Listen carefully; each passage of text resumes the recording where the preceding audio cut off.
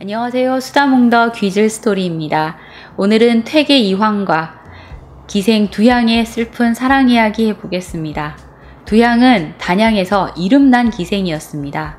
두양은 세조 때 금성대군이 단종 보기를 도모할 때 함께 참여했던 이 사대부의 후손인데 거사가 실패로 돌아가면서 집안이 몰락했다고 합니다. 두양은 10살 이전에 부모님과 사별을 했는데 그녀의 빼어난 자태를 아까워했던 한 퇴기가 그녀를 길러서 기적에 올렸다고 합니다. 두양은 얼굴도 아름답고 가야금과 시문에 능했는데 집안이 몰락하기 전인 어린 시절에 어머니로부터 글을 배웠기에 시문이 능했다고 합니다. 그리고 난과 매를 기르는 분매 솜씨가 뛰어났다고 하네요. 두양의 어머니는 죽기 전에 매와 화분을 한 그루 길러서 두양에게 남겼는데 두양은 이 매화를 어머니처럼 대했다고 합니다. 조선 13대 왕 명종 무렵 48살의 나이로 단양 군수에 부임한 퇴계 이황. 당시 단양은 굉장히 피폐한 고을이었기 때문에 백성의 삶을 개선시키고자 밤낮으로 애를 쓰느라 책을 읽을 시간조차 없이 바쁘게 지냅니다. 당시 19이던 관기 두양은 이런 이황의 모습에 위로가 되고자 차를 대접하고 가야금 연주를 하며 이황을 가까이서 모시게 됩니다. 이황은 뛰어난 예인인 두양의 재능을 알아봤고 그녀의 가야금 연주를 듣거나 밤새 시조를 주고받기도 했습니다. 두양은 사별한 어머니로부터 물려받은 매와 화분을 이황의 처소로 옮겨 놓는데요. 이것은 마음을 옮겨 놓은 것과 같은 것이었겠지요. 이황은 남다르게 매화를 사랑했기에 처소에 놓인 두양의 매화 역시 두고두고 바라보았겠지요. 당시 이황은 사별한 첫 부인에 이어 두 번째 부인도 세상을 떠났고 둘째 아들도 요절하는 슬픔을 겪었는데 두양은 이런 이황을 위해 가야금을 켜고 매화에 대신 물을 주며 위로를 합니다. 가끔 이황과 두양은 장회나루에서도 풍경이 빼어난 강선대에 올라 가야금을 타고 시를 주고받기도 했습니다. 어느덧 이황 역시 자신이 평생 동안 사랑한 매화만큼이나 두양을 아끼게 되는데요.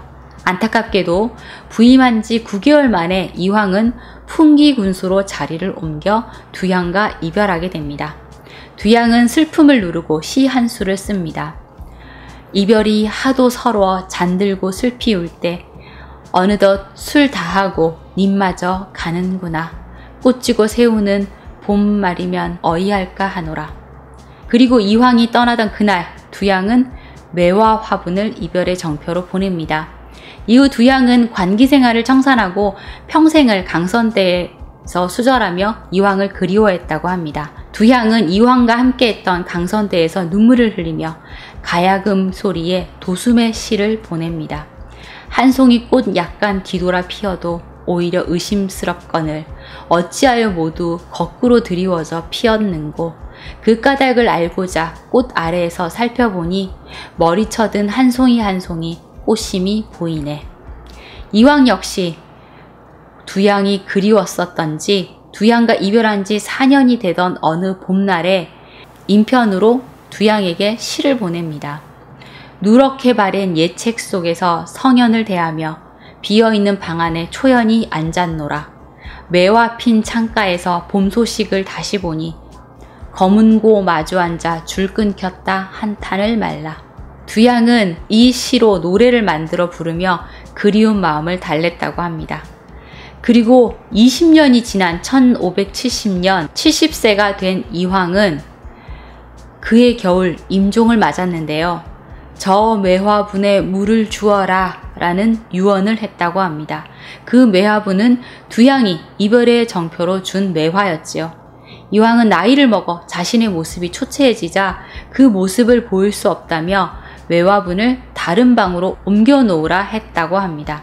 이황이 사망했다는 소식을 들은 두양은 4일을 걸어 안동으로 찾아갑니다. 두 사람은 헤어진 뒤로 살아서는 한 번도 만나지 못했는데 이황의 마지막이라도 보고 싶은 마음이었겠죠. 이후 슬픈 나날을 보내던 두양은 음식 먹기를 중단하고 스스로 죽음을 선택했다고 합니다. 두양은 살아생전 자신이 죽거든 태계 이황 선생과 사랑을 이야기하던 강선대 아래에 묻어달라라는 유언을 했다고 합니다. 충주댐이 생기면서 강선대가 물에 잠기게 되자 태계 이황의 후손들이 두향의 묘를 단양 8경 중 하나인 옥순봉 맞은편 제비봉 기슬에 이장을 하고 두향지묘라는 묘비를 세워주었다고 합니다. 그리고 지금까지 제사를 지내주고 있다고 하네요. 자, 오늘의 이야기는 여기까지. 여러분 좋아요와 구독 잊지 마시고 오늘도 좋은 하루 되세요. 지금까지 수다몽더 귀즐 스토리였습니다. 감사합니다.